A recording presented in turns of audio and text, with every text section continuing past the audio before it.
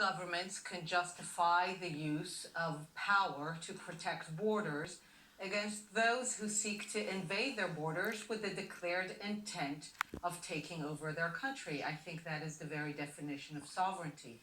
In fact, the global outcry on what has happened sends the Israelis a very clear message.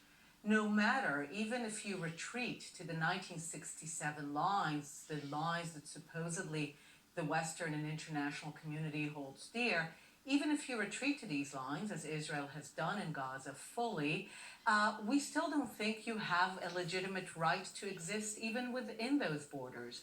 And I'm sorry to cut across you, Dr. Webb, but many people looking at the pictures from Gaza yesterday and looking at the death toll of 60 people, including 8 children under the age of 16, and looking at the number of Israeli citizens and soldiers who have been killed or have been injured in this incident, which is 0, would regard what happened yesterday as a completely disproportionate use of force.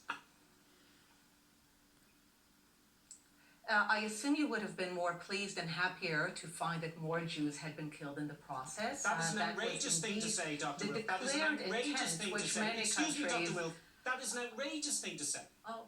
That is absolutely outrageous. The point here is that I think the Israeli Defense was Forces... quite outrageous. I merely interpreted what you said, but I'm being very clear. The Israeli public and the defense forces defending it have sent a very clear message. Israel within the 1967 border will not let people breach its borders. People who have made it very clear that they have murderous intent, not peaceful, not protesters. Any country would have behaved in the same way. And the fact that people else in the world, Dr. Wilf, where else in the world have you seen a situation where unarmed protesters have been killed in their dozens with live ammunition? These are not unarmed. These are not unarmed protesters. These are people who have declared very clearly that Israel is their enemy state. They are in a state of war with it for over 70 years. They have made it very clear that they believe that the Jewish people have no right whatsoever to be sovereign in any borders, even the supposedly 1967 borders that the international community holds dear.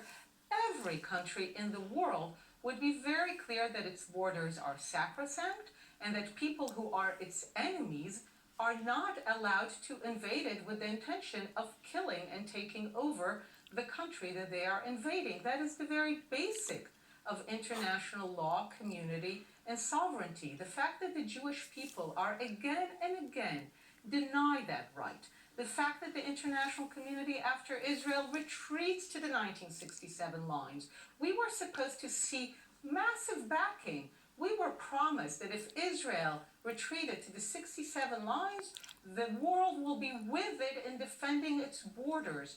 Where is the world now when Israel is defending its borders? When the Israeli people left and right are saying, we are more than willing to compromise, we're more than willing for there to be a Palestinian state in the West Bank and Gaza, but sorry, the Jewish people are done being in the business of suicide. We have a state, we have the right to protect it, we have the right to protect our borders. We are willing to compromise, the Palestinians have the right to a state. With respect, Dr. Wilf, you have the right to protect your borders with proportionate use. There are no proportions. No, we have the right to protect our borders, period. There is no question of proportion in defending our borders. Clearly. Our borders are such that once we've retreated to them, no one should go in. They will not pass. That is very clear. Israelis across the border, very clear.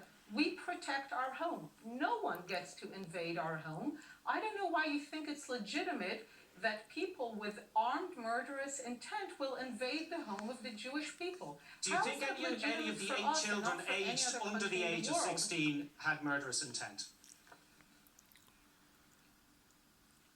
First of all, there is complete dispute over these facts. We already know that half of the people, we're talking about 45,000 people, who stormed the border. They did not storm the border with Egypt, only with Israel. And they declared that it's only Israel because as far as they're concerned, it's only the lands of Israel that they wish to take back. It's only the people of Israel that, as they said, they wish to take their hearts out of their bodies. Not the Egyptians. It's only the Israelis. It's only the Jewish people. And out of those 45,000 who have stormed the border, 60 were killed, and half of them have already been identified by Hamas as well as its own militants. So the So other Israel half has weren't. been very careful, actually remarked the other half weren't, but this is after truly trying to separate the militants from everyone. Under any conditions of war, of invasion, these are actually remarkably careful precautions. This is an invading people who have made it very clear that what they want is the state of Israel, nothing less than that. They don't want a state for themselves. They want us not to have our state, and I'm sorry, we're not about to do that. Okay, Dr. Anat Wilf, thank you very much indeed for joining us from Tel Aviv. Well, we're